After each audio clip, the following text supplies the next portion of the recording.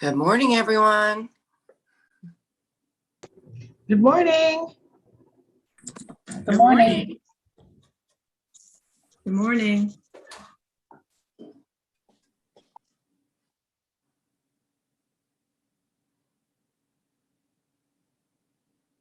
Hope everyone did get to celebrate Valentine's Day in some way.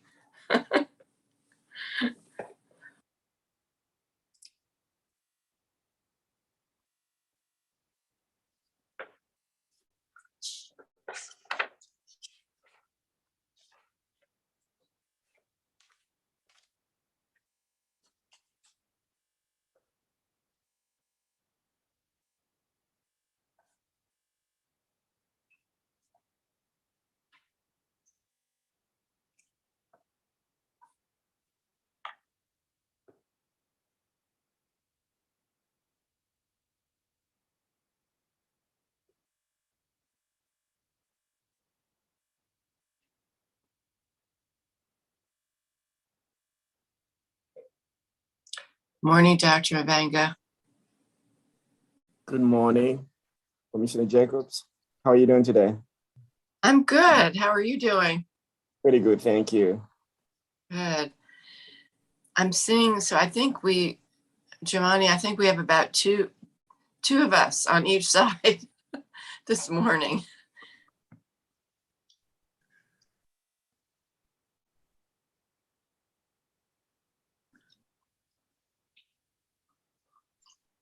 I don't see anyone else from our board. Am I missing something? I think I saw Fred Davis on there, and that was about it. Claudia, this is Keith. Do you know, Yvonne, do you know who is running this thing? I'm going to need to get control of the screen to run some presentations if possible. Monica is actually going to run it. So she will do a soft pass off to you when it's time. Okay. Thank you.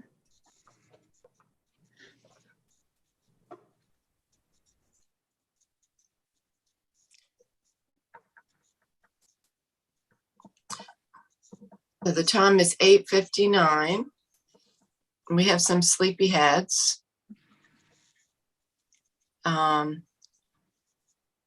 I don't know the rules about a quorum on this, actually. Oh, good. Natalie's here. Good morning, everyone. Good morning. I know, so Brenda and Machine are both at a conference. We may be waiting on Matt, Frederick Raven. I'm not sure about Alexandra.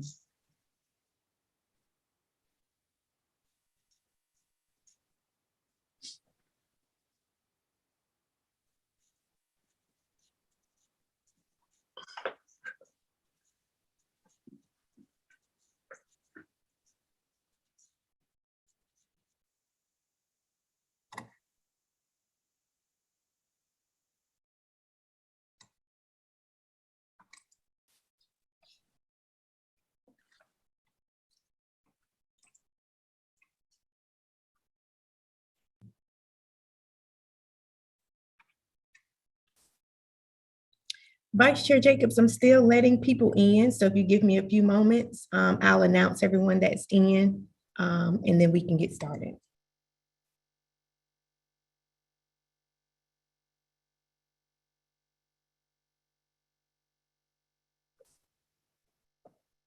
Thank you, Monica.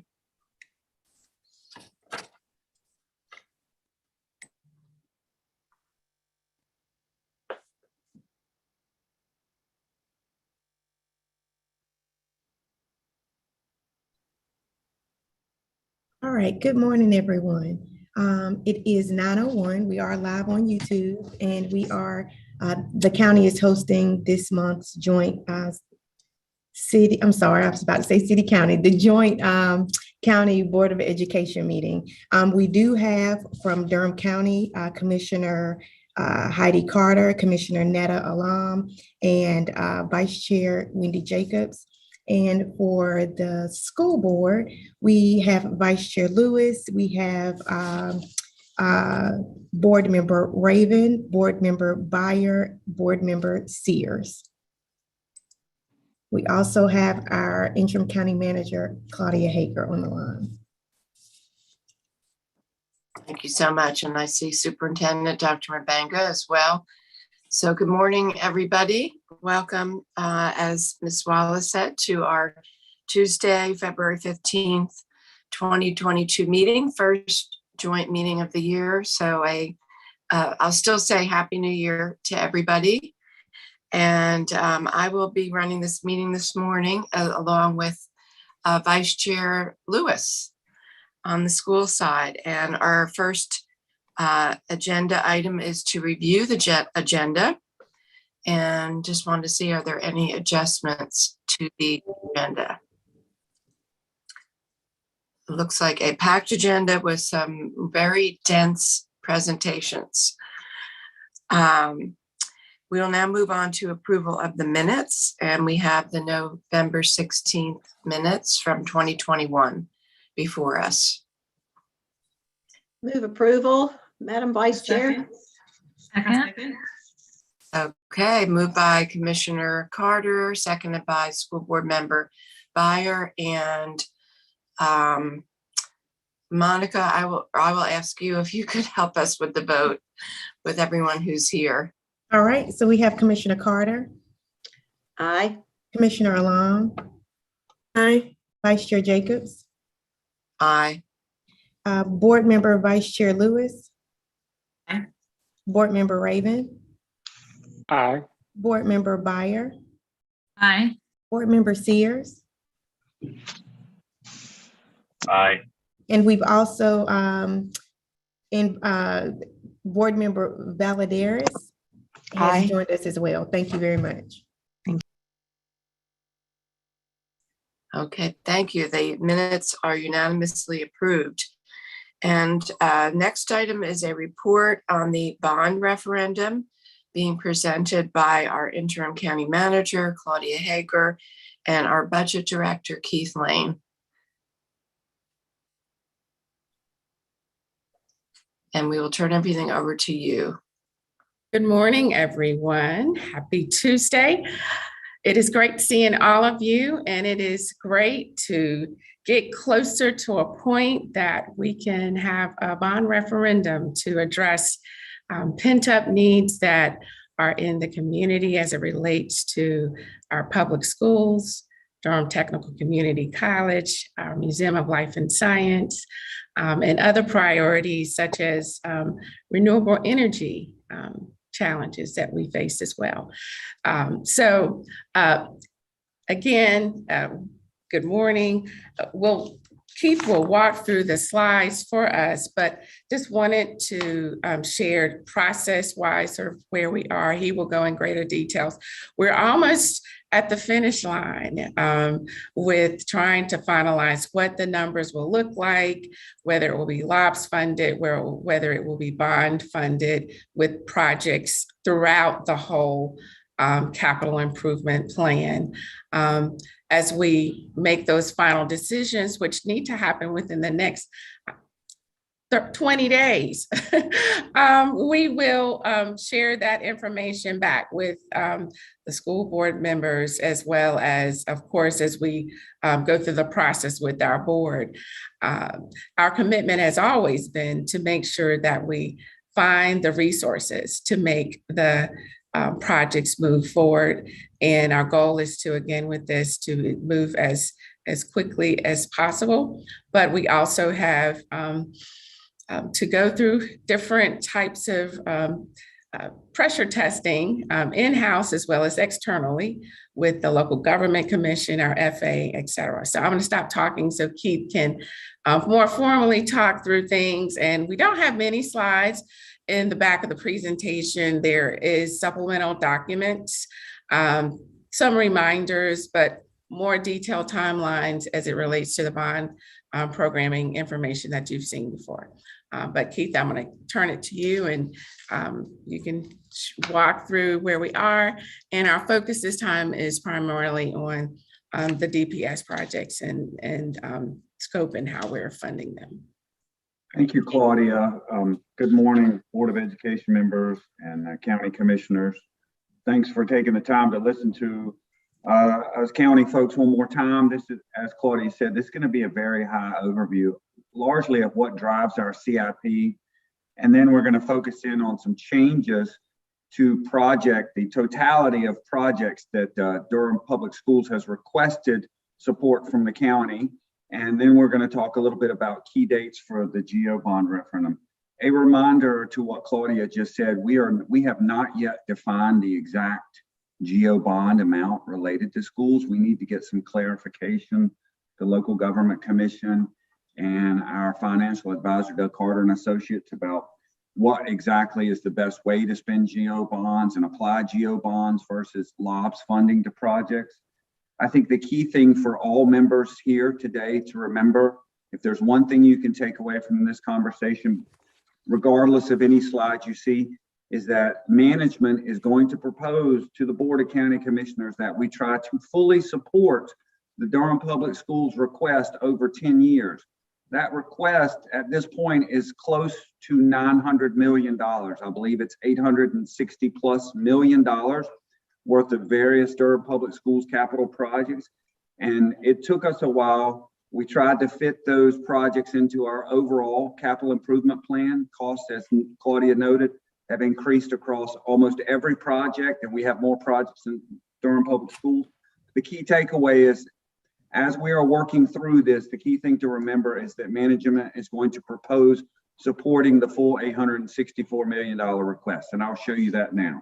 Thanks for your patience. So, discussion topics, capital planning highlights, recap, schedule update, bond referendum, sort of key dates update, and then any discussion you all might have. Capital planning elements, this is largely derived from our financial advisor in discussions with our office about how we set up our CIP process. It's a multi-year CIP process. For us, we focus on 10-year spans. It's a prioritization by importance and long-term needs, as a strong emphasis on timing of improvements, and we work very closely with DPS and Julius Monk. Thank you for allowing him to work with our office so closely, but we have to make sure we match available capital with some of the timing alternatives and funding alternatives we have.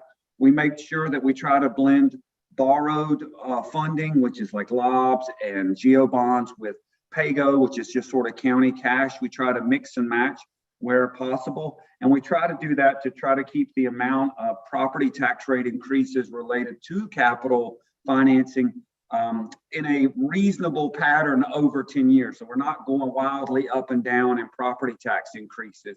So how we do timing of projects and how we fund those projects are very important. We always try to target improvements in capital projects that improve operating efficiencies and improve service delivery. And I'm sure schools understand that very clearly with the number of their projects being requested. And we always try to separate out the relevant operating costs that go along with capital resources in a large CIP. Debt affordability, this is a key issue on our side. It's about how are we going to pay for all the debt we're going to take on. For example, $864 million worth of DPS projects. How can we chew on that? How can we swallow that without fundamentally overtaxing or wildly taxing our citizens in any given year? So we create a debt model that is a means to manage that constant change in the CIP. And again, this comes back to how we fund things and timing of when we fund things.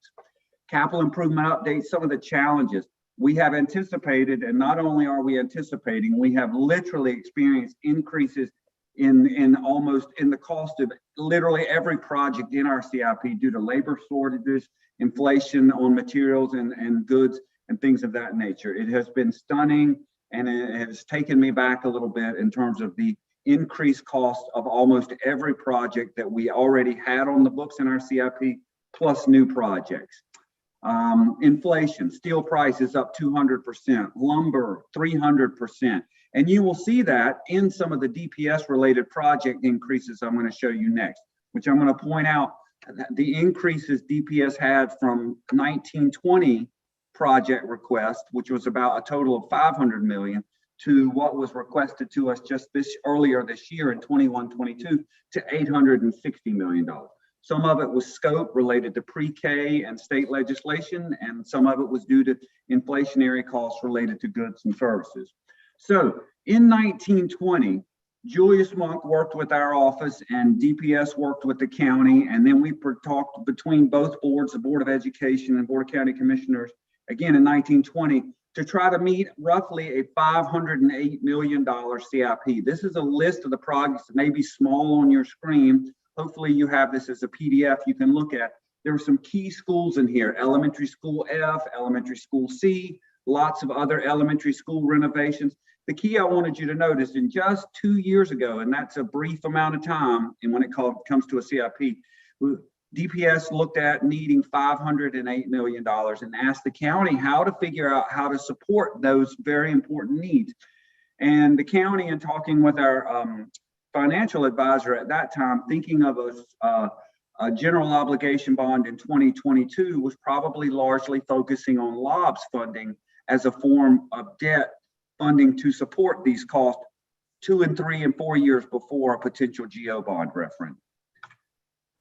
After pandemic, inflationary costs, a review by Durham Public Schools, and a request by the county for DPS to review projects, Durham Public Schools came back through Julius Monk earlier this year with an increase to the totality of the DPS capital improvement plan request from $500 million to $864 million. That's a $360 million increase. That is not an insignificant increase. That is a mouthful for us to chew on. When I say us, I mean the county. The $500 million amount was not a small amount, and obviously $860 million is not a small amount. According to Julius Monk and DPS, this was, again, as I repeated, related to some pre-K support at a number of elementary schools. This was some scope changes to some of those projects, state legislation about class sizes, and also inflationary increases. A key one I want you to note here is elementary school F at $73 million. I had a brief discussion with Paul Lasore this morning and assured him that that school can move forward at that cost and contracting services, contracting costs that he's going to be incurring here in the spring of this year, that no matter what, with the general obligation bond referendum passing or not, that the county would support the continued building of that school. And he wanted me to say that out loud, and I concur that the county will find a way, one way or another, to make sure that one building alone. I will say again that the county, regardless of the general obligation bond referendum, will find a way to support most, if not all, of that $864 million. Again, regardless of the outcome of a general obligation bond referendum. But we are at the point now of trying to support an $864 million request over 10 years for DPS related projects. This third slide just simply shows the increased cost related to scope changes, pre-K, class size legislation, and inflation. These are not insignificant cost increases. This is not, please, this is not a negative. This is just what is and what is being requested by DPS. And again, I gotta say it one more time so everyone hears this. County management will be proposing to the board that we take on all of these cost increases. Okay, we are, funding will either come from LOBS or general obligation bond issuance. I know that this particular meeting tab was about a general obligation bond referendum. We are still working to figure out the final amount of a general obligation bond referendum. But again, from a DPS standpoint, I want everyone to be relaxed and know we will either use LOBS or GO bonds in whatever combined amount to fully fund the $864 million. We just don't have a definitive GO bond number yet. Okay, county capital financing plan will definitely see future tax rate increases related to updating of the entire CIP, which includes DPS funding. Everybody's in this boat in terms of having cost increases to capital projects that will force county taxpayers to have to pay a higher tax to pay off future debt service related to all the capital project needs. All right, here's the updated county CIP timeline. We are currently in the February mode, so we'll skip right down to that. We'll start having BOCC deliberations on the proposed CIP in a couple of weeks, per what Claudia said at the beginning of this conversation. Hope to have adoption of the CIP in March, and then we will start some market testing for a potential GO bond referendum. April 22, we'll receive some findings from that market test about what our citizens are willing to accept. And then hopefully on June 14th, we will have a passage of a preliminary resolution by the BOCC at a regular meeting for an upcoming GO bond referendum. Are there any questions about the CIP or GO bonds or referendum? Thank you so much, Keith. Can we bring it back to the full so we can see everybody? Oh, yeah, Okay, absolutely. Yes, ma'am. Okay, great. Thank you so much. Then I can see that Giovannia has her hand up. Well, first of all, Keith, I just want to say thank you to you and Claudia for this presentation. This is very complex. Somehow you made it very understandable, Keith. So thank you. Really appreciate it. And just really appreciate the partnership, the collaboration, and especially the can-do attitude in the face of many challenges. So thank you so much. Vice Chair Lewis. Yes, I agree with everything that you said, Vice Chair Jacobs. And Keith, I really appreciate all the reassurances that you have given to support Durham Public Schools. I remember last time that we met, we talked about prioritization and sequencing. So then to see where we are now, and as you said, interim manager, Ms. Hager, there's days to determine which way you're going to go. So it's nice seeing everything come together on a timeline and the work that you all are doing together collaboratively. Keith, even here from going from 508 million to 864 million, it is a great increase. And we even talked about what was causing that increase the last time. So as I just reflect back over my notes and the conversations that we had in the last meeting and hearing where we are today, again, it's really good to hear the reassurances of the support for our school system with over 30,000 students and 5,000 employees for over the next 10 years. And the last thing I want to mention is we talked about being shovel ready and what that means, and particularly for elementary school F that we're looking to open in this 2023. And I would like to hear from Dr. Monk, if you could share with us, where are we on our project timeline with this information that has been shared today? Thank you, Vice Chair Lewis, and good morning, Vice Chair Jacobs and the rest of the Board of County Commissioners in Education. Yes, Interim Manager Hager always says we got to be shovel ready, and those are the projects that we're looking to fund, which is why we're so excited to hear that regardless of where we stand with the bond referendum, the elementary school F can move forward.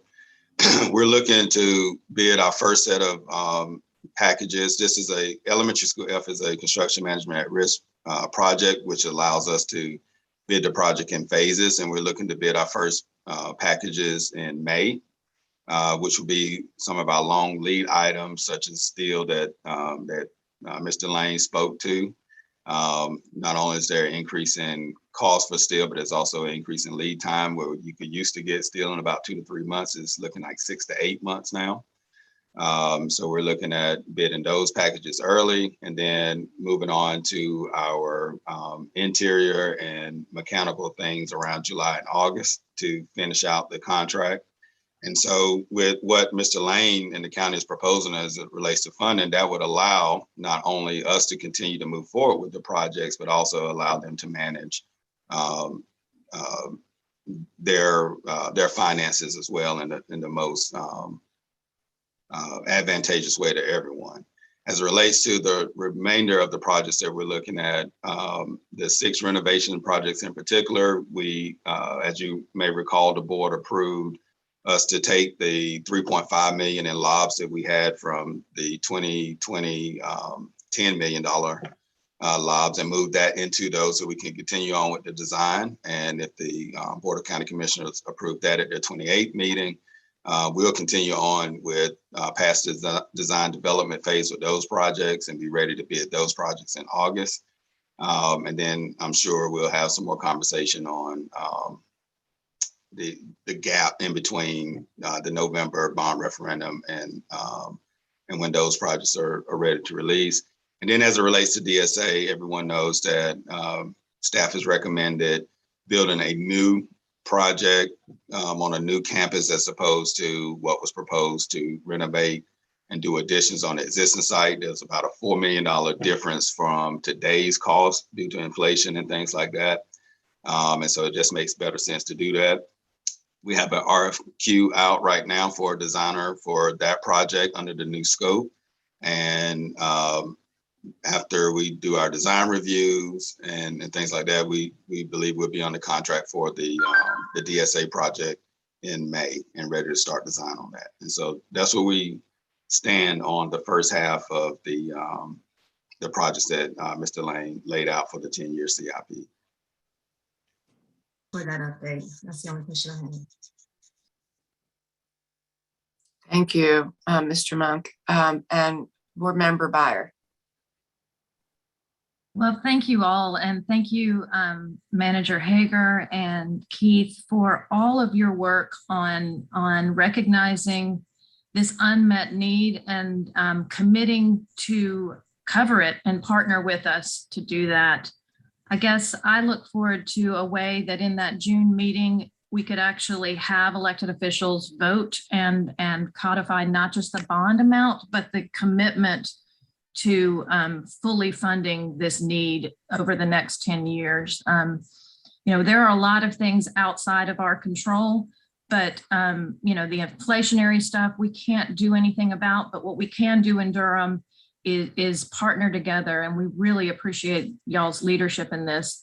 I want to be clear that we have an aging fleet of buildings, and maybe our staff can remind us the total square footage that we're maintaining. But I think it's not fair to give the impression that this 10-year CIP includes everything that is needed. We have schools closing all the time because of HVAC issues. We are patching a lot of these other buildings that aren't included here along. And so I think it's going to be important to also have that commitment to that $6 million annually in capital that is outside of these project lists, because Dr. Monk and his team are juggling so much. You all have thoughts on how we can actually, besides just saying it in this space, actually taking formal action that commits both bodies to moving forward, fully funding this project list?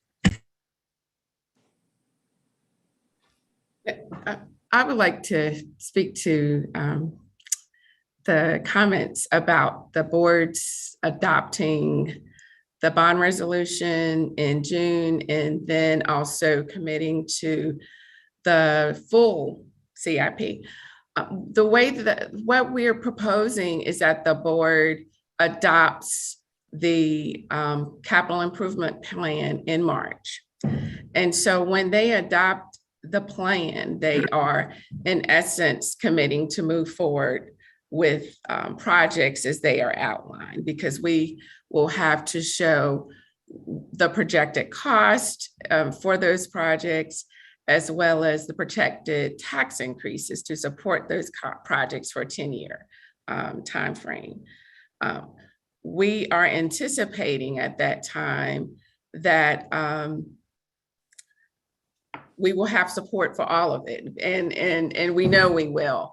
The step in June will allow the board to do the formal steps required for a bond referendum. And in the back section of the presentation, there are probably 10 more steps that are formal. And so I just want to clarify the March step that happens when they adopt that CI plan. That is the commitment that the board will make to move forward with funding the full plan. So We know they're committed. They have a sense of urgency about it, and we've heard them, and you've heard us as well. And so I will defer to them, but just wanted to give sort of an administrative clarification on sort of the sequencing of steps. So next month, I am sure you will have their commitment. The resolution adoption will be that formal step that we need to move forward to the LGC. And so, but I'll let them speak. Thank you so much, Manager Hager. It really is a new era of partnership, and we are so appreciative of that as we continue to work together for the children and the families of Durham. I wanted to ask our staff whether we've included renewable energy solar ready roofing for these 3 new schools, and have we included funding for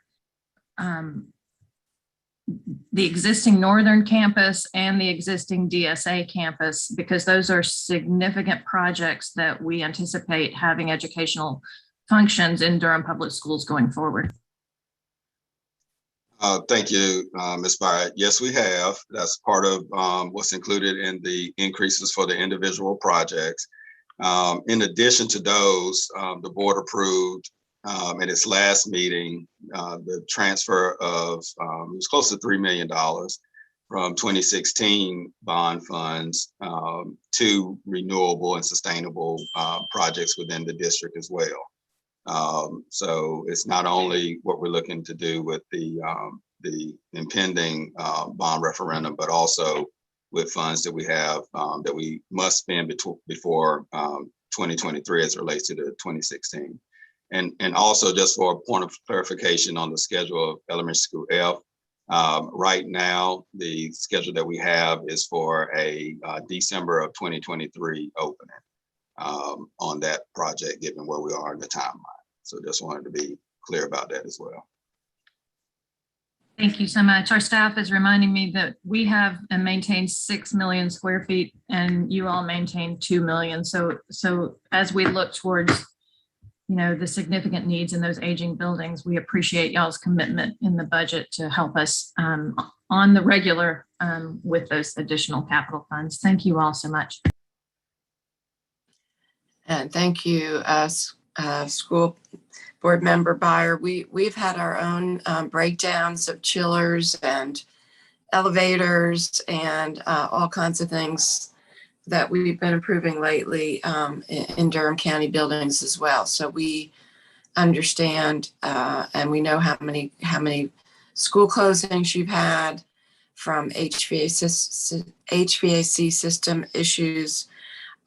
So we appreciate that. And I'm so glad you brought up about the renewable energy. We just passed last night, our board, a renewable energy plan with a accelerated scenario of implementation. And there are going to be a lot of opportunities for us to work together. And so I was going to bring that up, and I'm glad you did. I think at a future meeting, it would be great to hear about what will be the opportunities for us to work together, because, and I will ask Interim Manager Hager if you could share that plan after the meeting with the superintendent and the school board to be shared out with staff. Our plan mentions things like bulk buying to do with DPS and the city, and there are other opportunities for collaboration that are explicitly are part of our how we're going to reach the goals of 80% renewable energy by 2050 and 2030, and which is not far off, and 100% by 2050. So that will be really exciting for us to all work together on, as well as, and I'll let Manager Hager address this, is our upcoming disparity study. And Vice Chair Lewis had asked about that, and that is going to be another area for collaboration. with all these capital projects. And I'll let you just mention that a little bit. Good morning. This is truly a season where all bodies just need to collaborate differently. And the Disparity Study will soon be underway. We updated it back in 2015. It was a joint process the last time with the City of Durham. This time we'll be partnering with Durham Public Schools for that study. And I don't have the exact timeline in front of me, but we'll send that back out to everyone. And at our May meeting, we can also have a more detailed update on that process and what it looks like.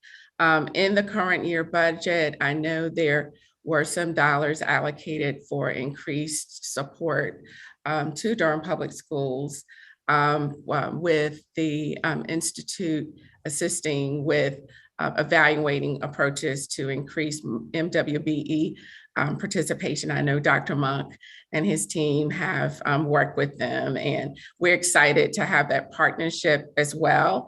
And we're also looking at how do we expand in greater ways and collaborate even further, because these are all our residents' dollars, and we just need to make sure that we are great stewards. And as Commissioner Jacobs shared, our Renewable Energy plan was adopted last night. You may have seen fireworks going off, but we're excited about that as well.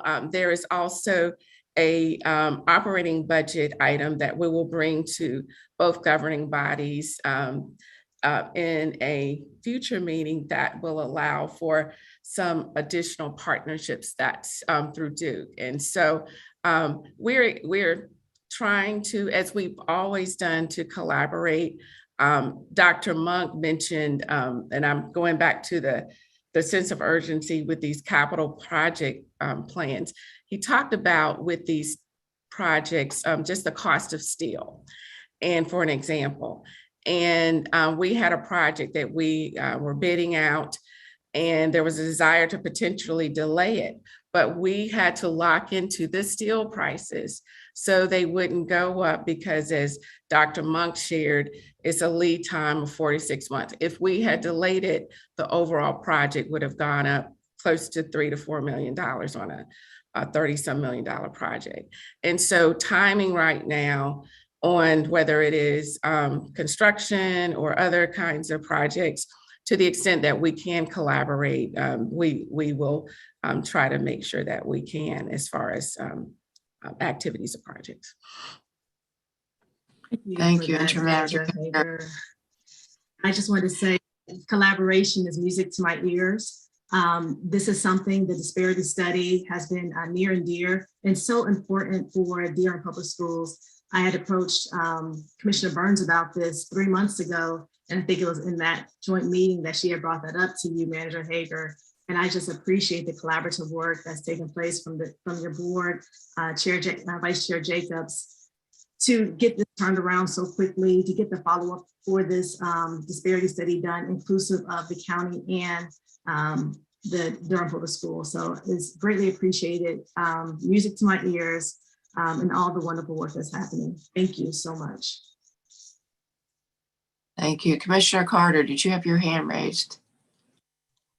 Yes, you all have said it so well, but I did want to say it's such an exciting list of projects. I look forward to seeing Elementary School F go up. I have driven by that lot for more than 20 years probably, and seen the sign, future site of elementary school. So that's just thrilling. And a new Jordan High School, and the DSA renovations, and Glenn, and EK Poe, and all the others. It's just really exciting. And I feel like the partnership between the county and the school district has never been stronger than is evidenced at this meeting today, and that makes my heart light.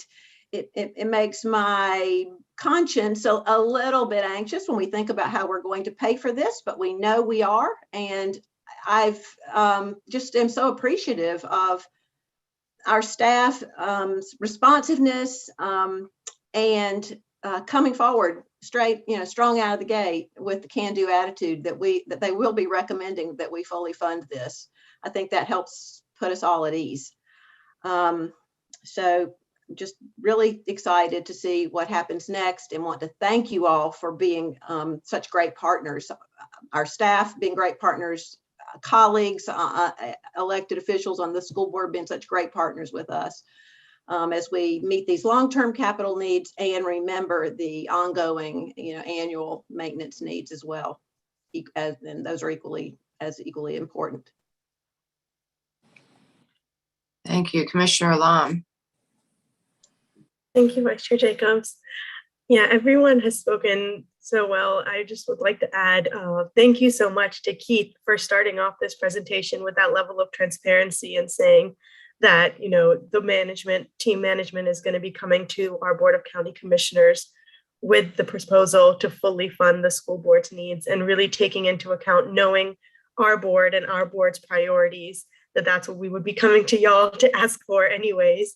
So I really appreciate that. And as Commissioner Carter said, like the relationship and collaboration between the school board and the Board of County Commissioners is really great to see how strong it is today. And I hope that it continues to be this strong and grow from here. I'm just really excited to see our new schools, and especially, again, Keith, that level of transparency I know will bring a lot of ease to the minds of our teachers, our parents, and our children who are eagerly awaiting to see what we pass in this bond. So this is going to be really great for them to hear. Thank you. Well, I know we could keep going on and celebrating this conversation, but we are going to move on to the next agenda item, which is Durham Public Schools budget update, more discussions on money. And we will hear from Paul Lasure, DPS Chief Financial Officer. And I'll turn it over to you, Paul. Thank you, Commissioner Jacobson. We really do appreciate this opportunity to come to you and speak in regards to where we are in our budget process. We have enjoyed the collaboration that we have had over the last 2 years moving this district forward and in regards to receiving funding that is critically needed to support our initiatives that came under the strategic plan, and also the development of our infrastructure that is, as we all know, needed much attention. And for the collaboration we've had with Interim Hager and also with Mr. Lane in the budget office, those are the things that have made a world of difference of us being able to move forward. The staffs on both sides, I think, have been doing a phenomenal job of providing the information, having the critical discussions that are needed. And yes, I did ask Keith this morning because I did need a confirmation that we would be able to go on with elementary school F, no matter what, because we have to let those contracts go within the next 4 months. So we just needed that assurance that we could move forward and know that the funding would be coming. And as we saw with all the delays that are coming with product, it's critically important for us to get on the front end and not wait another 4 to 6 months before making that determination and moving forward. So thank you all for your consideration in providing us what's needed to drive this district forward. Today, I'm here to talk to you more about budget. Yes, tis the season. And we are all in the throes of it in one way, shape, or form. Today, we're going to talk a little bit about the COVID relief funding. We're going to give you where we are in our development of the 22-23 local request. As you probably have looked through the presentation, there's nothing about this that isn't a critical component to us moving forward and ensuring that Durham Public Schools remains number one in the state, and following up on all the initiatives that the board and county commissioners have agreed to in the past. So if we can go to the second slide, please. As we talk about COVID funds, these appropriations, of course, we look at it as they have different titles. As you can see, Coronavirus Aid, CARES Act, CRISA, and ARP. We call them ESSER 1, 2, and 3. The first funds we received were the ESSER 1 funds that we received back in May of 2020 that got us started in development of the needs to move our district forward during the pandemic. The majority of that money was spent on computers, getting Chromebooks in the hands of students during that critical period in time, moving us to a 1-to-1 district where we had been planning to be at 3-to-1. So with that said, of course, we had to have also the ability to have connectivity from the schools to the homes from that standpoint. So much of our money was spent on technology in this first wave of funding that we received. Our ESSER 2 funds and ESSER 3 funds are really to propel us in moving forward, using it for learning loss, using it for mental health aid for counselors, for students, ensuring that we have support in the schools as all the children came back, as you well know. Those are the major things that we're doing with our ESSER 1 and ESSER 2 and ESSER 3 funds as we move forward. And all for the schools. As far as for operations, the major emphasis is for working on some of those HVACs, getting the schools up and clean for entry back in last year, and also moving us forward to maintain a healthy environment for our students to learn. So we have had some revisions, and as you can see, the funds are expiring. We're in a good place based on our ESSER 1 funds to have those spent. We're hoping to have those spent by June 30th with the commitments we have in place for some additional Chromebooks that we're going to end up purchasing, as well as some extra hotspots that are going to be needed that we're paying for at this point in time. The ESSER 2 funds, which are the major start of the major components, will end in 2023, and then ESSER 3 in 2024. So we see a sunsetting going on. I think this will not be extended as it was back in 13-14 when we got the recovery funds, ARA funds as we call them. The last time we had a situation back in 2009. So I don't think these are going to continue on. I think school districts are, with the ability to use them for the learning loss and tutoring, will ensure that these funds are spent by the timelines given. CARES Act funding, again, if we go to the next slide. As we look at this kind of gives you an idea of where we are with our spending and our plans for these dollars for the purpose of ensuring that they get spent in a timely manner. Really, the keys that we're looking at are September 30th, 2022 at this point in time. These are these additional funds that we have for special programs as well that are supporting the initiatives at the school level. We have some for EC, for learning management, for special instruction and supplemental services for mental health counselor, contracting with mental health counselors, contracting with school counselors. There are some specifics with these funds, but we expect to have all these funds spent certainly by September of 22. Next slide, please.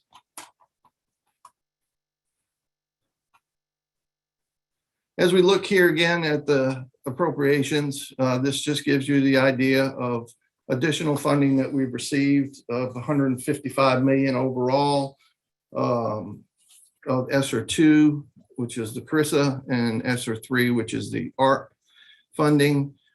These are the main funds that we're using for the learning loss, as well as for the operations upgrades of HVAC systems and outdoor learning, and as well as outdoor eating areas. So we have these funds targeted. We have made some revisions to our program since the implementation, which was in June, that we had to have them in May of 21. And we have made some revisions to how this funding is going to be used. The real key to this is, as we move forward, trying to ensure that projects are on time, that we're staffing up for our summer learning loss. And as we go to the next slide, I'll talk a little bit more about some of the main things that we're looking at ensuring. In that regard, we have facility repairs and improvement. We have $34.4 million, educational technology to support the one-to-one initiative, almost $9 million in place at this point in time. Overall operations that we're looking at is $53.7 million. At the last board meeting, we had discussion with the board in trying to ensure that we maintain staffing. And at that time, we did two things. One is we provided reduced operational services by $10 million, which will be reducing, or we may not need as much as we thought we did for outdoor learning and for some of the facility improvements to put in place, and also reduced $5 million from academic services for monies that we haven't spent and we don't expect to spend over the next 2 years, to put in place some bonuses for staff. I just wanted to point that out at this point, because at one time we had talked about being closer to $65 million in operational services and $58 million with academic services from that standpoint. So though we are continuing to move forward, some of the things may not come to fruition that we had initially designated in the plans for child nutrition, transportation, and again, some of the other, we're just going to make some adjustments to our plan for that. As we move to the next slide, please. Talk about academic services. Again, we took $5 million out of there, and also some out of school level strategies to make the bonuses possible for our staff. The important part of that is to ensure that we can maintain the staffing we have as we move forward. As you can see, summer learning, $25 million is still targeted for that. We have $17 million in positions that we have in our budget for accelerated learning, and 22 high needs specialized support positions, as well as 23 social and emotional support positions, which are mental health counselors and school counselors. The importance of bringing that forward is, pointing that out, is to ensure that we are doing everything that we can within reason, because again, we're trying to use our social and emotional support and obtain positions that are only going to be here for 2 years, as well as all the rest of the school districts across the state and counties that are trying to recruit and retain some of those critical positions at this time. We also have $7.1 million for school support positions. As you can see, 8 for digital teaching, 10 for media, behavioral support positions, 4 for EC specialists, 3 for our multi-language regional, RC positions for our needed ESL students and supporting their families as well. Next slide, please. And as I talked about in the first 2 slides, we did make revisions to our, since the initiation of our budget on the next 3 years worth of funding, we did make adjustments for the purpose of staff recruitment and retention. As we all heard across the state, NCAE, we listened to our teachers and our DAE counterparts here in Durham, that other school districts came out of the gate with bonuses to the levels of close to $5,000 over the initial of their initial budgets, having retention bonuses over the next year and a half. From that standpoint, some gave some larger bonuses on the front end to retain their teachers. Part of our recruitment was key in initiatives to get staff into the classrooms, get positions in place to operate our schools. We use the staff recruitment on the front end to ensure that we were able to do that, and some were anywhere from $1,500 to $8,000. The staff recruitment, we put out one staff, we paid that first batch at the beginning of the school year, and as people come on, and we will be paying out others for those staff recruitments over the next 3 years, especially those that are at the $8,000 level. When we talk about retention, the board in October had an adjustment made to the ESSER funding to provide a $1,538 pre-tax bonus in November of 21 to staff before Thanksgiving. We put that out for the purpose of having one in place, and we told them that we would take a look in January, February timeframe to see where we did not spend money over the last quarter, and see if we could rearrange some of the funding to provide additional retention bonuses down the road.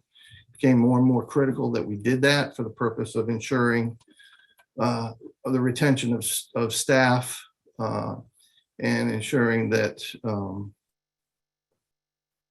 personnel felt that they were being compensated as other school districts were compensating. So I think with that, we have the board approved another $1,500 retention bonus for March of 2022, and another retention bonus in October of 2022. All those that are in place at the end of February will be eligible for those bonuses for permanent part-time staff, as well as substitutes and bus drivers that are working over 20 hours. We will be taking a close look at making sure that they get a prorated bonus if they're working at least 20 hours a week. So we're looking to ensure that our staff is intact as we move forward through the end of the year, as well as retaining those and having them come back at the beginning of the year. So you go to the next slide, please. As we look towards our local budget development, again, we have critical pieces that we're bringing forward to ensure that we have consistency and assurance that we can maintain staffing at our schools, and as well as our other initiatives that we have coming forward. So as I go through this, we'll point out some of those, the major things that we're bringing forward to you. Next slide, please.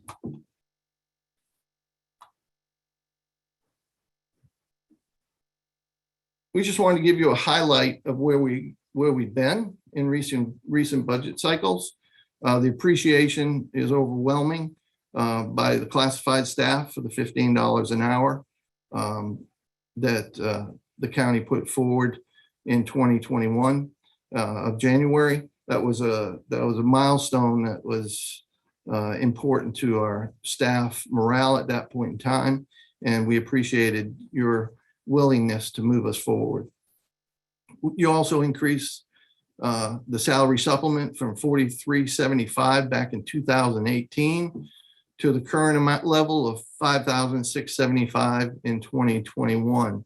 The significant increase in that local supplement was crucial in our retention plan, and it showed that that those increases retained teachers in the classroom for across all experience levels. So that was a win-win for the school district, as well as retaining staff for the students.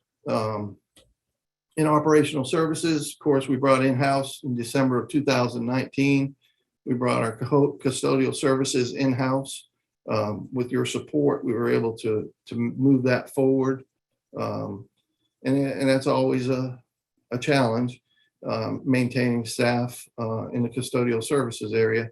But we think that it was an important thing to ensure that we were paying them at least $15 an hour, as we knew that in the contracts that we had previously, that was not happening. And that was a commitment you all had as county commissioners to support us on that, as well as the board's drive to ensure that our staff was going to be well compensated for their services. And no matter whoever was working at the time, we provided them the opportunity to be part of the Durham Public Schools overall family. So we thank you for that. You expanded you expanded our capital outlay funds from 1.4 million in 18-19 to the 6 million level that is needed to maintain our facilities, not only the schools, but our other buildings, administrative buildings, for the purpose of ensuring up-to-date equipment. As you know, we've had a situation with our elevator in the Fuller building. And if you haven't, it's been, 5 months now almost that we've been without an elevator here. So this $6 million is going to be going to good use once we can get all the parts in that we need to reestablish the new elevator mechanisms. We added a position in project management, school planning to support our CIP implementation. That was crucial to us being able to move forward, work on our redistricting plan, as well as establishing new boundaries for all these schools that are coming up and running. Again, all these things are the critical parts that you have provided us support for. We established the restorative practices through the strategic plan at the traditional middle schools and high schools, the multilingual resource center. Can't say enough about the support for that expansion and continued growth over the years to come as our population continues to change in Durham. We expanded our Equities Affairs office and our School Relations office to provide better services across the board as we move forward into the opening of new schools, which will be a great thing. As we look to the next slide, please. As we start talking about the components of our budget, of course, it's salary and benefits and some fixed costs that we have ongoing. We estimate that it's going to be another 2.5% based on where the budget is today for supporting the certified salaries of our teachers and instructional support. Another 2.5% for our classified salary. Bus driver pay, we are asking for the implementation that we brought them up to $17 an hour to retain them in Durham Public Schools. That was a big win for us from that standpoint, to ensure that we were being more competitive due to the national shortage. Of course, we always have the concern is our retirement. We're looking at another $750,000 because that retirement rate continues to escalate rapidly. Currently, it's 22.89% and expected to go next year to 24.5%. That could change as we go down the stretch and the General Assembly comes into town. Health insurance, another key piece that is just hurting us terribly in regards to fixed cost, going from $7,019 to an estimated $7,500 next year. So, I mean, that's another $975,000 just on, as we look at benefits and looking at overall benefits, we're looking at close to $1.7 million, which is really painful in the long run. Utilities, property insurance, workers' compensation, all those things are escalating. There's no way around them based on a conference I just attended. The workers' comp claims are increasing across the state. Not sure why, but it's just something that's happening, and we need the extra dollars for to ensure that we can support the costs, the ongoing costs going forward. Teacher salary supplements, critical piece to Durham Public Schools. Again, where we've come from and where we are today at $5,675 was a critical point for us to maintain our teachers over the pandemic. And before the pandemic, we saw we started reaping the benefits as we continued to increase those as a county. We are coming to you for another $4 million in salary supplements to bring it up to a minimum of the beginning at $6,500. The General Assembly this year put recurring costs in of $100 million for school districts across the state for salary supplements. And in doing that, they excluded 6 school districts, 5 counties. And Durham was one, Charlotte, Guilford, Buncombe, the large school districts that had some wealth, but it's not all about wealth because some other school systems like Dare County received funding, Currituck, all other wealthy counties received funding, but they excluded the 5 major districts that had good support from their school system, but from their county commissioners. So with that said, that $100 million is going to start putting pressure on us because school districts can now have funding to come to match us. One of the things we have been fortunate to be is for principals, #1 in the state as far as salaries go. The other piece that we had talked about many times is bringing the teacher supplement up to be #1 in the state. So with your support, we're asking for an additional $4 million to make that happen this coming school year. The other piece, Lions Farm, looking at $485,000. These are for positions that we're going to need to operate these schools. Nothing changes really when you open a new school. As far as funding from the state, we do get a principal, but in regards to the overall support of that school in the front office and assistant principals, no additional funding is coming because it's based on your district-wide average daily membership. So we are asking for $485,000 there. We're looking to start the move over for our workstation positions, technicians on our 1-to-1 initiative. We want to come to the county on the front end to look to get 7 positions funded in this upcoming 22-23 school year to ensure we have the support in place for when the ESSER funds go away. By establishing those positions, we'll be able to retain some of the workstation technicians, prominent ones, and be able to move us forward. We're looking overall to come to you over 2 years with another 6 next year.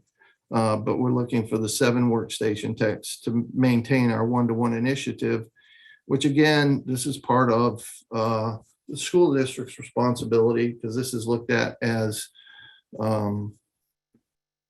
operational support for the infrastructure of our schools and our equipment. That brings us to just our requirements of $10.3 million for the purpose of supporting Durham Public Schools. As we all know, we have the additional funding that comes to us that it is needed to support charter schools, which is close to 20%. And as you can see, that's a $2.5 million request on top of the $10.3 million we're asking for, because the 10.3 is for the operations of Durham Public Schools, where we would have to flow through a portion of that to support charter schools. If we only receive 10.3, it's like us only receiving basically $7 million. So we have to make sure that we have the resources, and as we have been asking in the past, for the resources for the charter schools, so that we do not fall short on our commitments once we are able to be provided funding from the county. So if we can go to the next slide, please. This slide shows you the progression of the salary supplements over the years. As we spoke, we were close to $4,500 back in 16-17, and you have been with us to move the needle to be the highest in the area in regards to salary supplements.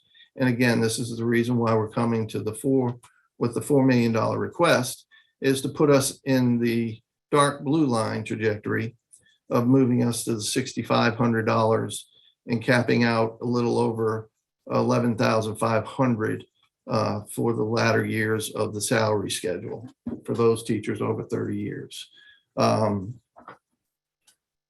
We know this is a big ask, but we feel that we want to retain our teachers. And as I mentioned before, the $100 million that the General Assembly is appropriating for all school districts, except for the 6 in Asheville City is the 6th one of the 5 counties. We want to make sure that we're competitive and we're not losing our staff to other outlying school districts in our area. Next slide, please.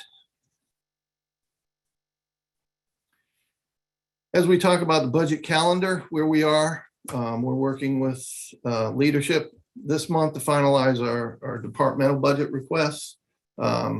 We are looking to try to maintain revenue neutral adjustments in our budget by making adjustments to different area operating budgets to support anything that we're trying to do within the department, and not bring additional requests to the county for our reshuffling, I'll say, of that. We are working on to provide our schools with their enrollment projections for the upcoming year. We're finalizing those and going to be in a good position to provide those allocations for next year to the schools, so that we can be able to begin working with them in the March, April, and May timeframe to set up work sessions with them and go over their plans for their staffing requirements, as well as what they have funded in their budgets. So in March, of course, we're going to bring the superintendent's proposed budget to the Board of Education work session or regular meeting. We're going to have a public hearing towards the end of March. April timeframe is where we usually have it. And we're also going to provide those planning allotments to the principals for us to begin going over.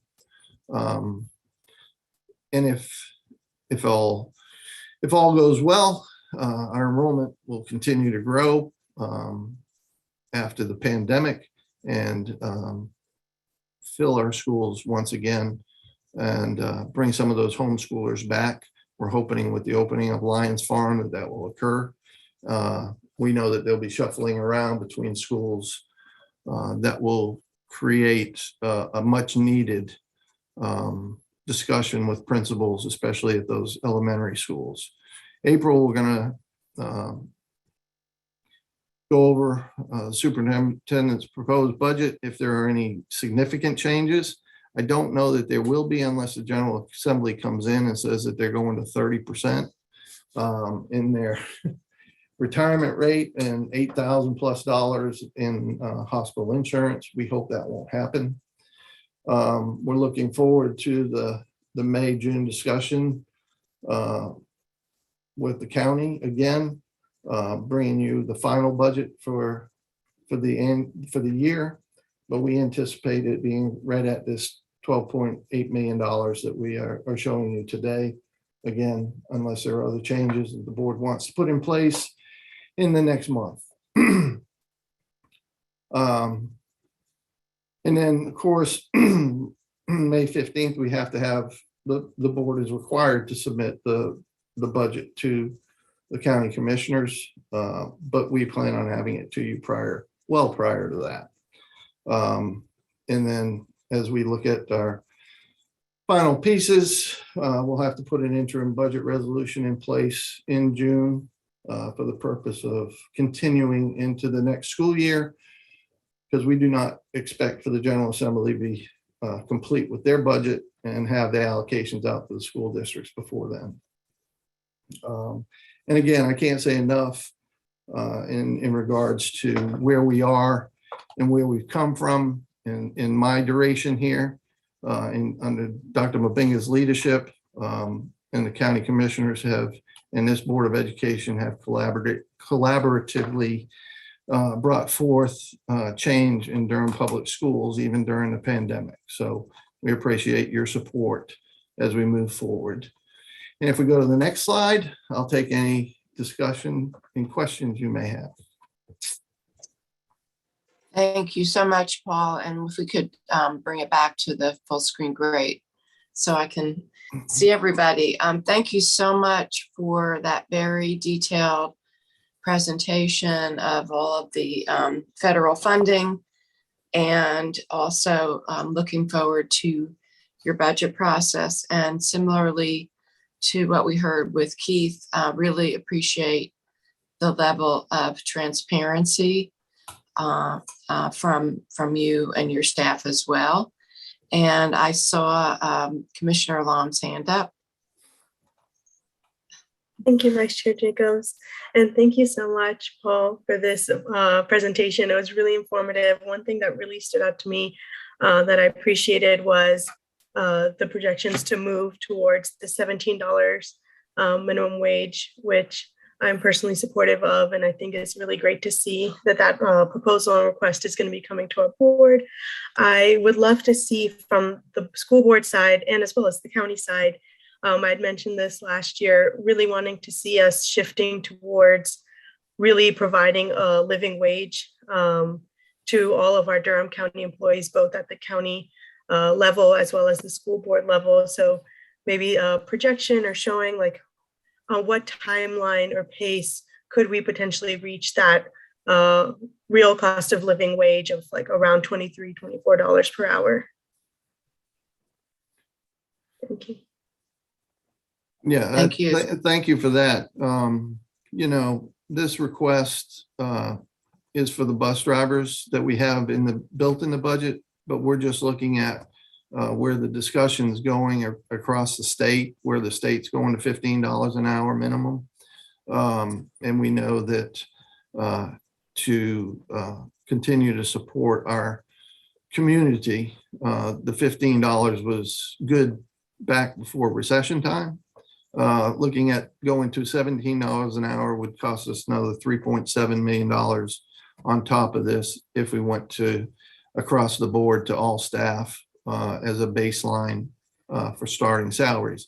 Now, one of the things we are doing next month, we'll be bringing to the board the salary study that will try to realign our staff across the board for the purpose of ensuring we can retain high quality staff in our district as well.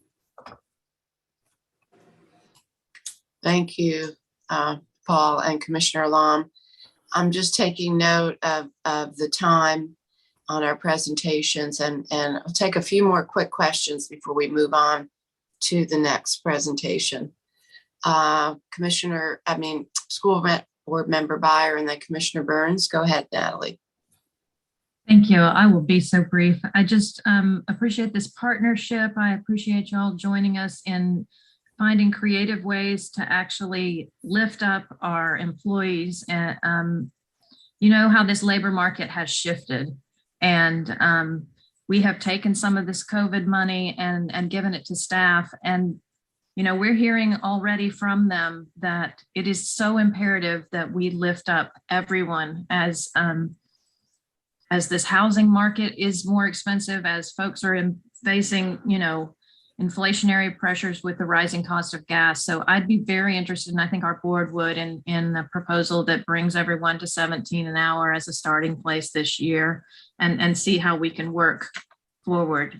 We really led in that area, bringing our folks to 15 an hour, and that is having a ripple effect across the state, as we can see. So when Durham leads, others follow.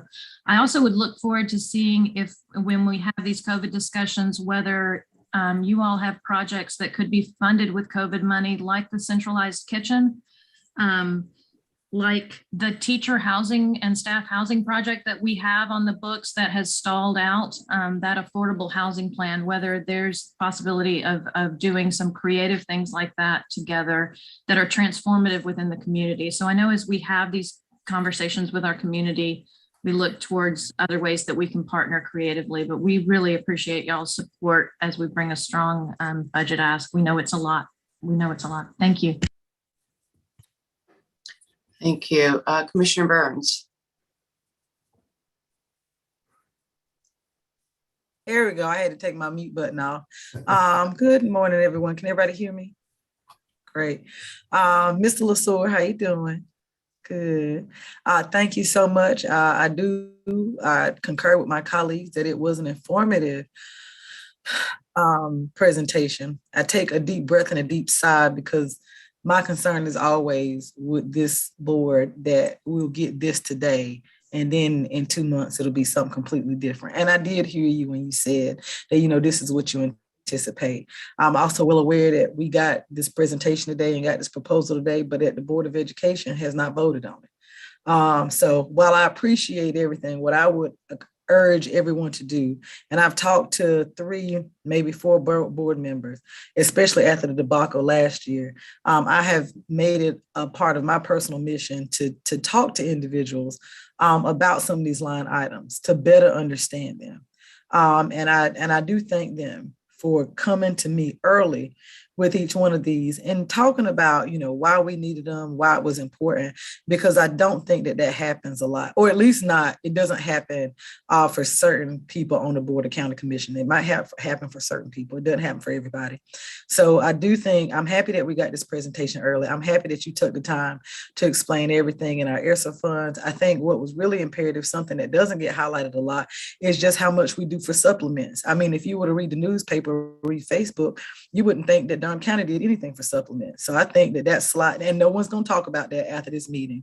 Nobody's going to say how much work this county commission, before I even got on here, has done with teacher pay supplements. We won't hear about it after the day unless I or somebody else, or maybe 1 or 2 members on the school board say it, because we don't like to tell the good stories. We like to focus on the bad. So I'm happy to know that I came into a board that has had an upward trajectory of investments. Now, if I'm not mistaken, something that Board Member Byer just brought up was about housing. And Commissioner Jacobs and I have talked about it. And I would encourage everybody. I have not read as much as I need to read about ESSER funds, but I have read a lot. And a lot of the ARPA final rules, some of it overlays with ESSER final rule. So I did have a few more comments, but I know that we're on time. Mr. LeSueur, could either you or Mr. Monk tell us whether or not ESSER funds have the same rule about aggregate housing? The final rule that came out in January stated that we couldn't use any funding on new buildings, aggregate housing, new stadiums, or new affordable housing. I'm in DC now, right now, in full transparency. And a lot of that had to do with the fact that the federal government recognized that after 2026, they would not be able to support this much housing because they knew that's what everybody was going to be building. So I don't want to set the unrealistic expectation for anybody who's watching here that that's something we're going to be able to do. But again, I don't know everything about ESSER funds. So could either one of you opine really quickly about whether or not it can be even utilized for that? Thank you. As far as I'm concerned, as far as I know, and as far as I've heard, that there's that funding for schools are not part of that initiative because they're really looking at restoring buildings and getting healthy environments in place. In regards to housing, I don't know that our funds can go towards that. There may be more flexibility in other sections of art compared to the education, and I have not gone outside of that realm to investigate that. No, you're right. That's all. You answered it perfectly. I didn't think ESSER funds could be used for aggregate housing. I know that ARPA funds can't be used for aggregate housing. Okay. Just want to unmute Commissioner Burns. I knew, thank you so much. That's my finger down. Thank you, Commissioner Jacobs, Vice Chair Jacobs. Thank you. That was a perfect answer, Mr. LeSueur, because I know ARPA funds couldn't be used for it. I didn't want anybody to leave here and think that ESSER funds could be used for it, because I know that it is something that the Board of County Commissioners and the Board of Education have been working on. And we don't need to continue to set unrealistic expectations because that happens a lot. Again, the presentation was very helpful. I look forward to talking to school board members in the coming days and weeks about how we get to this number. Thank you to the ones who've already reached out. I really appreciate it. And I also encourage my board to do the exact same thing. But thank you. Thank you. I'm going to take a very quick question from School Board Member Raven because he hasn't spoken yet. And then we're going to move on to the last presentation. Go ahead. Thank you all. And I'm just following up on Commissioner Burns' statement. And I think she made a good point. I personally appreciate the county commissioners. You all have met or exceeded my expectations personally every year. I did not expect that you all would be in support of fully funding our requests for these buildings, for these facilities. I think that's amazing. I know last year when we asked for support services, right? When we were looking at the nurses being in every school, that was one of the things that we approached you all on. And you all took that on, and you really made that available to our students. And just kind of as a refresher to the last meeting, one of the things that we learned through some sort of climate study of our students is that overall, it was over 80% of our students appreciated being in school. We ranked in the top, in the top 10% when we look at our elementary school students' sense of belonging, but there was a severe drop off when we got to that middle school and high school area, and where we're in the bottom quarter percentile when we're looking at our students in middle school and high school. And that was really the alarm or alert that there's a lot of support that's needed. Like we appreciate all the support that we could get for these buildings, but ultimately it's our students that are feeling some pain. So in our requests that will be coming from the board, we haven't finalized that. I know a lot of us have different ideas on how we think we can provide the best level of support that our students need right now. I just hope that you all will show us a little bit of grace and kind of stay on the boat with us as we kind of go through this journey together. So thank you all. Thank you. So thank you everyone for your comments, and we're going to move on to our last presentation, which is an update on the Durham County budget process. And I'm going to turn things back over to our interim manager, Hager, and budget director, Keith Lane. Greetings again. Keith and I will tag team. We will try to move quickly, and we will give you some updates on our process overall and some highlights.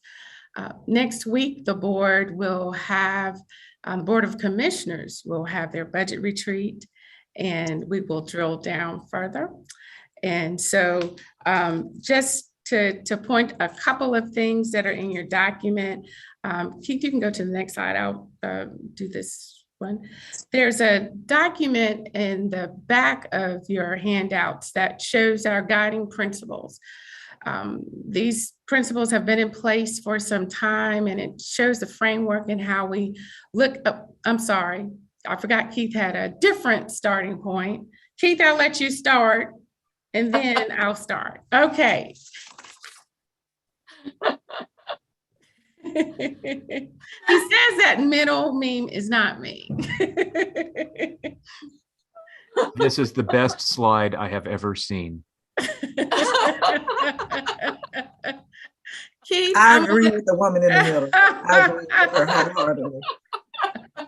The last several budget processes, I've shown some memes of sorts to try to sum up how it's felt for departments and management in the county. And it's always a constant battle for budgeting to find enough revenue to meet the expenditure concerns. So think of revenue as that cat door and expenditures as the cat. That is the county budget problem every year, for better or for worse.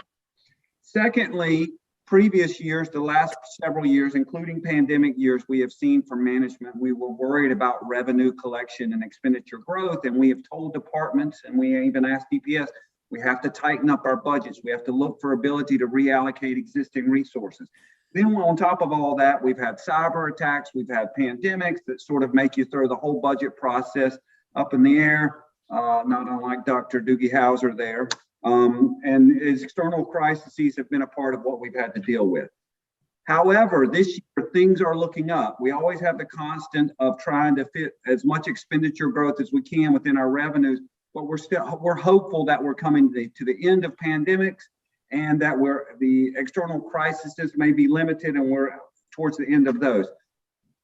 Compared to previous years, our revenue projections are looking higher than expected, and compared to the previous years of tightening up, we have an opportunity to actually think about some expenditure increases in certain areas. So this is kind of what we showed our department heads. I don't want everyone going crazy. I've been doom and gloom to management and departments for the last 3 years. I'm a little less doom and gloom this year, and this is my way of showing that.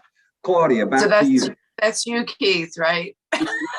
That is sure. a rare moment. Okay. So that means we have $1 extra, okay? But I was in your handouts, we started out with this particular slide, which is our developing guiding principles. The normal size of this document is at the end of your presentation. But these principles were established years ago and help us shape how we look at our budget, one-time resources and how they're addressed, how we look at multi-year funded projects. We also integrate this look in our 5-year outlook. And there's a document as well at the back that speaks to this. In looking at the next 5 years, the things that cause me concern and pause is this $200 million of infused dollars, which is fantastic, within the community from ARPA, ESRI, et cetera, to the city, the county, and Durham Public Schools. And what happens when those dollars are gone? And how do we fund priorities that are important ongoing? Many of those dollars are for one-time projects, but there may be some items that remain priorities. So how do we recalibrate, refocus, and realign to make sure in the constraints of our available resources that we are judicious in how we manage our dollars? And Keith, I'll let you take over from this slide on, and we'll move through these again real quickly. Each year, thank you, Claudia. Each year, we try to remind the Board of County Commissioners that there are choices they make, but the choices they make today can limit options in the future. In other words, if they commit to growth in certain areas of dollars and expenditures in one area, that means potentially limited dollars and limited options in other areas. We also like to remind you all of the cascading effect of dependency on economically sensitive revenue sources. What are economically sensitive revenue sources? Well, the number one economically sensitive revenue source is sales tax. And we have done exceptionally well in sales tax through the pandemic.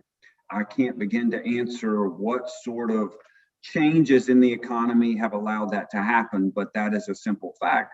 But if a recession comes, and it will inevitably come at some point, that economically sensitive revenue will either grow at a slower pace or decrease, and that could have serious ramifications on how we fund existing needs and or future growth needs. Also, there continues to be growth in annual fixed costs. Paul talked about health insurance increases and different things. We have those same issues in our budget. We're looking at $4.5 to $5 million potential increase in health-related benefits costs for county employees. Our retirement system costs go up every year. It's more than doubled in the last 10 years. The annual payout into the Elgers state retirement system for county employees. The cost of salaries continues to grow, and we haven't even begun to consider inflation and COLA related reactions to those. So we also have continued growth in annual fixed costs. So these three things are choices commissioners make today: economic growth and certain sensitive revenues and annual growth are three major issues for every budget. So board and management has to create a strategic application of resources to meet current, ongoing, and new needs while maintaining long-term operational resiliency. That is a fancy way of saying we have to be judicious in where we apply dollars. So not only for today's issue, but that we are prepared for any unknown issues in the future or new issues in the future. It's not just living for today, it's living for today and being prepared to live for tomorrow. So areas of focus for the 22-23 budget. We have had pre-budget meetings with all departments, with the general managers of that goal area. Goal areas for us are related to our strategic plan. Goal area 2 is health-related issues, public health, DSS, groups of that nature. Goal area 3 is public safety-related departments. All that to be said, those related departments have had meetings with their GMs to give them an update on expected budget request needs, and there are a lot. We had some SWOT analysis done by all departments. SWOT analysis, for those who don't know, is strengths, weaknesses, opportunities, and threats, to give management and potentially the board an update on where departments find themselves sort of at the tail end of a pandemic and coming out of a pandemic, and the needs that will be needed in the near future. We continue to use data to support expansion requests.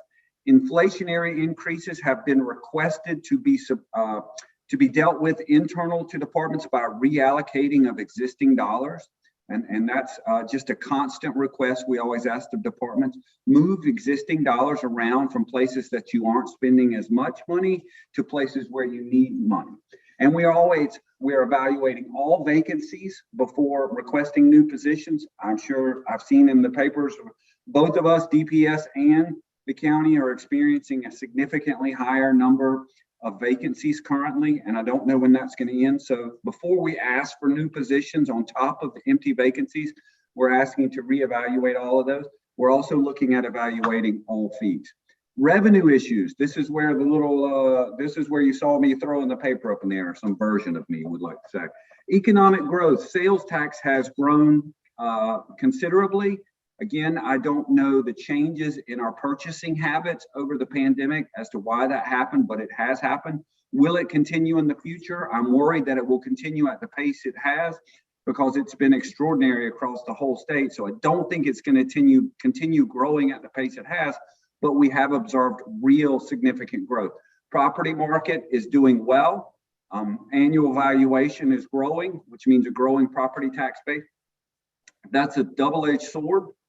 It means more tax-based dollars into the county, but ultimately it also means higher costs for living for rent and for house purchases in the area. Occupancy tax was hit the hardest, by far the hardest, by COVID. It is starting to rebound. Hopefully we expect in 22-23 to see that rebound to pre-COVID levels. So we're very excited about that. The only issue is growing revenue variability. We are depending more and more on sales tax and some of these economy-related revenues to support growth in cost. And it's just a little bit concerning that even though our economy has done well through the pandemic, there's always the looming issue of a possible recession and how we will adapt to that. Potential expenditure pressures, we talked about this briefly, with the growing population, increased demands for services within human services and public safety functions.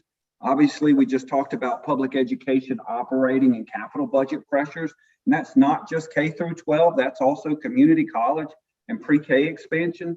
There's employee recruitment and retention. We heard from the schools about one of your possibilities for retaining employees. We have to consider that for ourselves. We have an upcoming classification and compensation review.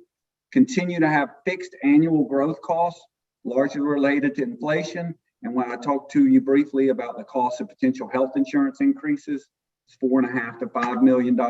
Other issues out there for 22-23 include ARPA choices for the county. We currently have around $62 million available to be spent, and we'll be coming to the board sooner rather than later with ARPA choices. We have a refreshed CIP, including $864 million for schools, which we're all happy to talk about. And then we have a continued multi-year fiscal outlook, which gets back to that first statement we talked about, which is the long-term viability of the county. So it's not just this year. We're looking at this year, but management is always considering how the choices we make this year, when I say this year, I mean 22-23, will affect a multi-year outlook. With that said, the budget process highlights February 11th, the budget requests were due last Friday. We're still digesting all the department requests. We will have a BOCC budget annual budget retreat on the 24th next week. We will have a month of departmental budget meetings with the manager for all of March. May 9th is the big date where the county manager will recommend the budget, present the recommended budget to the board. May 17th through June 8th will be BOCC budget work sessions, and hopefully we will approve the FY 22-23 budget on June 13th, 2022. That's about as brief as I can make a budget presentation to everyone. Hopefully that got you caught back up, commissioners and Board of Education members. Are there any questions for Claudia? Well, thank you so much, Keith. That was fantastic.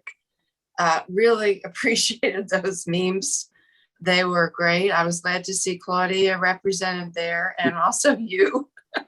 Maybe we need to have those juxtaposed with each other, but really appreciate the high level perspective. I think you just did such a great job. Just really what budgeting is really all about, and the types of decision making that we're all involved in. Both of our boards adopting budgets is really the most important thing that each of our boards does, making choices about precious taxpayer dollars. So I will open it up to any questions or comments.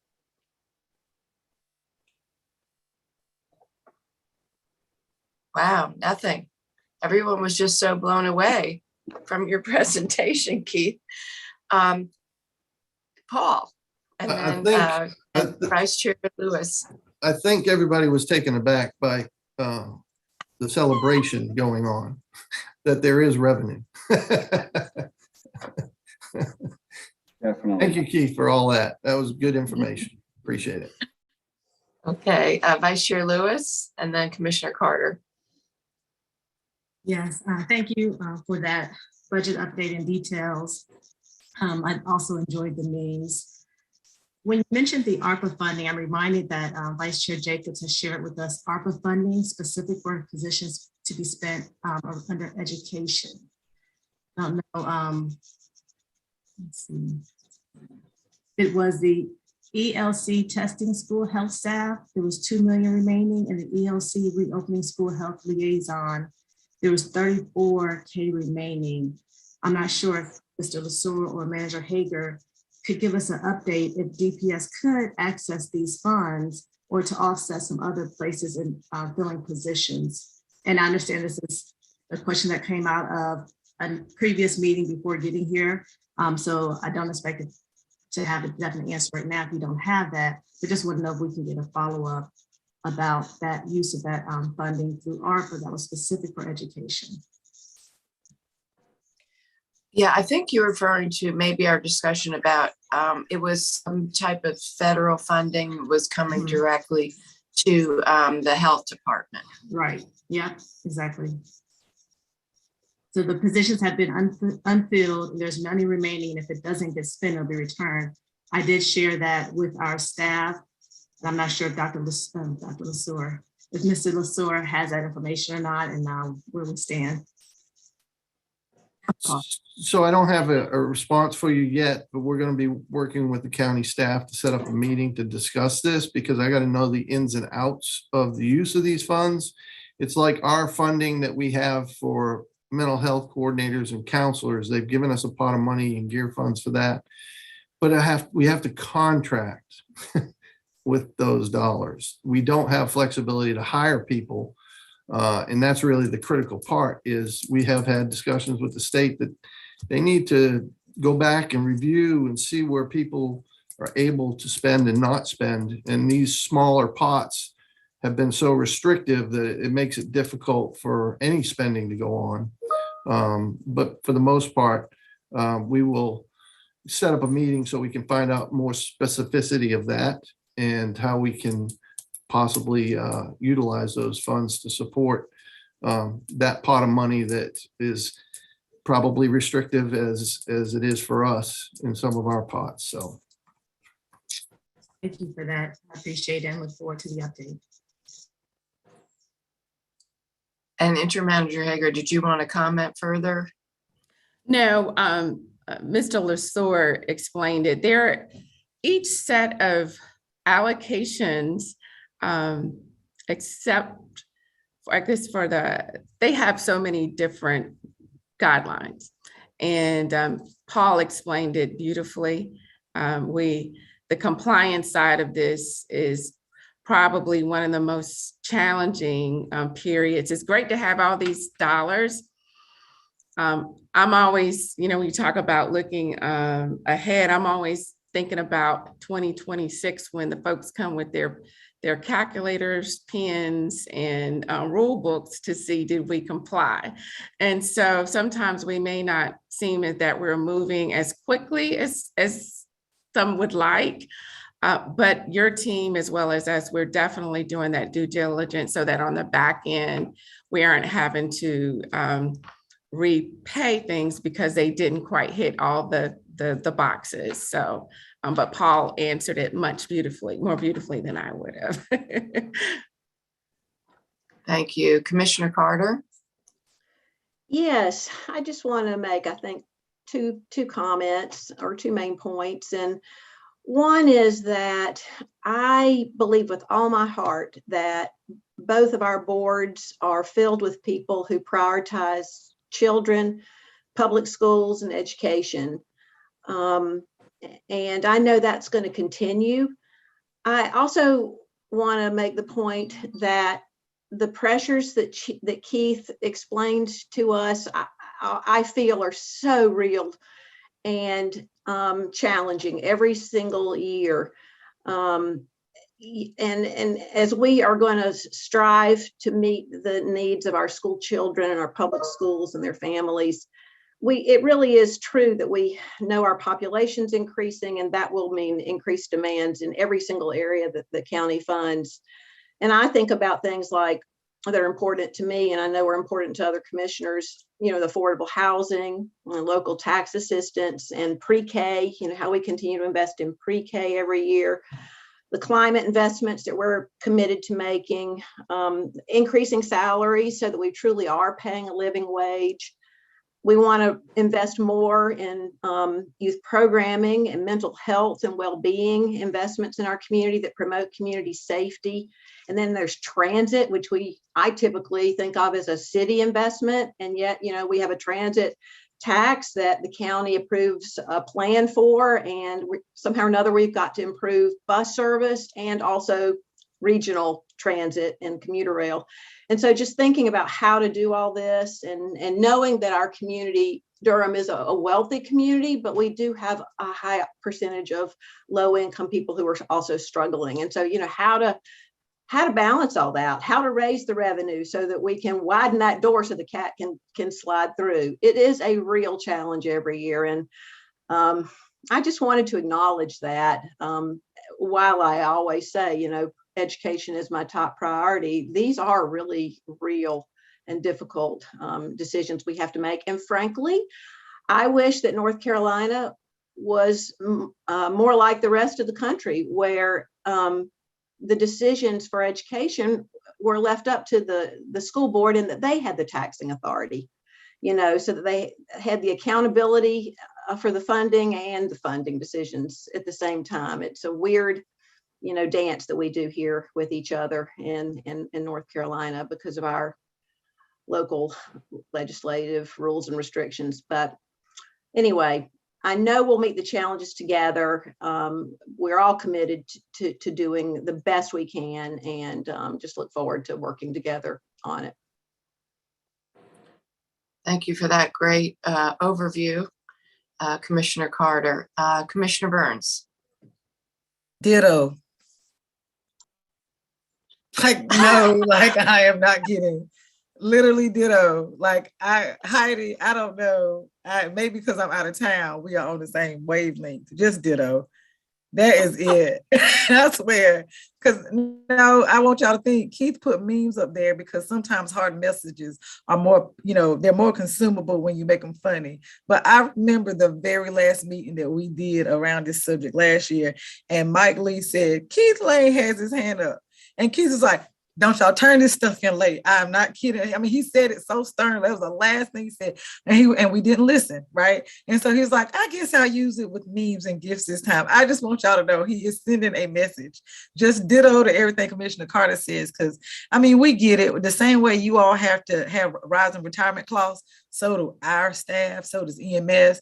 We're not ogres, but I hope y'all heard what Commissioner Carter said. And if you forgot everything else I said, just listen to what she said and just know that I said ditto. That's it. Just ditto. Thank you, Commissioner Burns. Board Member Byer. No, I really appreciate it. And I appreciate bringing a sense of lightness and levity to the partnership. Y'all have difficult boards to work with. All of your staff and our staff have really difficult boards because we are visionary, we are progressive, and we want to move this community forward. So we look forward to creative conversations. If you can't use federal funding for affordable housing, let's find another way, because these problems aren't going away and the challenges aren't going away. I also wanted to give Dr. Mavinga a minute to say anything he wanted to say, because we've not heard from him and he's leading our district. Thank y'all. Thank you. Thank you, Ms. Byers and commissioners. Just word of gratitude. I've been around here for 4 years. This is my 5th year. This is just a good place to be. We have a lot of challenges in Durham, and especially being able to educate our students. In the middle of this pandemic, it's been really hard. So I just like the spirit, just the good willingness of our staff, as well as the staff from the county level, to be able to bring those innovative projects to be able to move our school district forward. To Commissioner Burns, commissioners here, they know it. When I came in, my priority was pretty much moving these teacher supplements. It was somewhere around 4,500, and we keep on moving that. And my goal was pretty much to be #1 in the state, so we'll be able to retain our teachers. And I think Paul made it really clear what state legislatures did intentionally to be able to fund other districts. That's really put us really in a disadvantaged position. So we're coming to you with gratitude, and we understand that you understand our needs when it comes to supplementing our teachers' salaries. So we are really looking forward to that bump, which will be able to help our teachers and our other staff to be able to remain in Durham. So we are very grateful. And anytime I get opportunity to talk with our staff, I always tell them how great our commissioners are when it comes to funding our schools. So it's not a conversation that will just happen here, and we'll continue having those conversations to be really grateful to all what our commissioners been able to support our DPS. So thank you, commissioners, and I'm very grateful on behalf of our school system. Thank you. A lot of challenges at DPS, a lot of challenges in Durham, but you guys are really coming around supporting us to make our job a little bit easier. Thank you.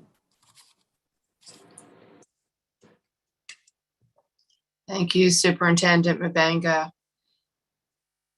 Any other comments from board members on either boards?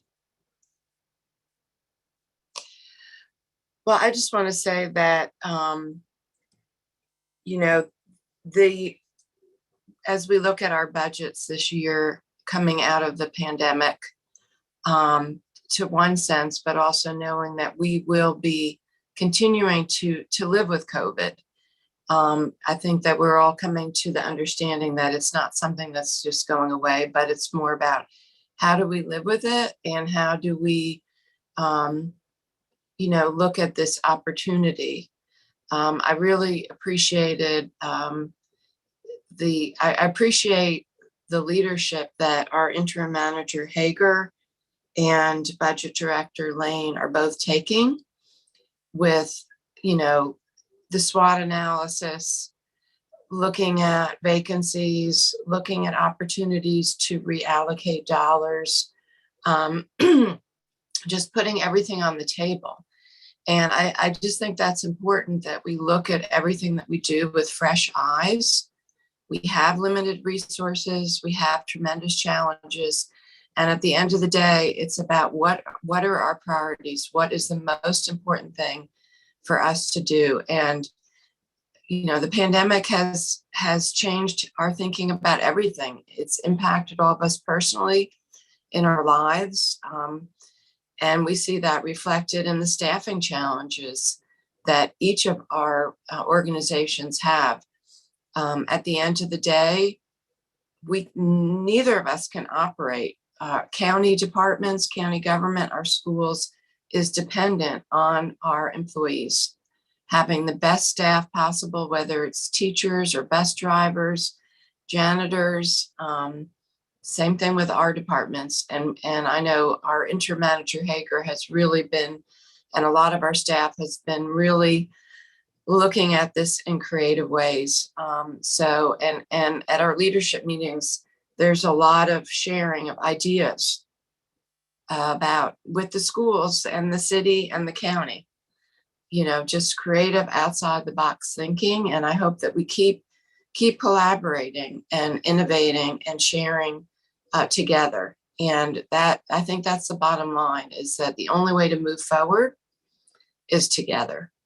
So with that said, I encourage everyone to look at the written reports on Durham pre-K, and at our next meeting, I hope we could have some time to talk about the pre-K in Durham Public Schools, Durham pre-K at our next meeting. And the time is now 10:54. And so I just want to wish everybody a great rest of your day and look forward to our continued partnership. Thank you, everyone. Thank you. Thank you.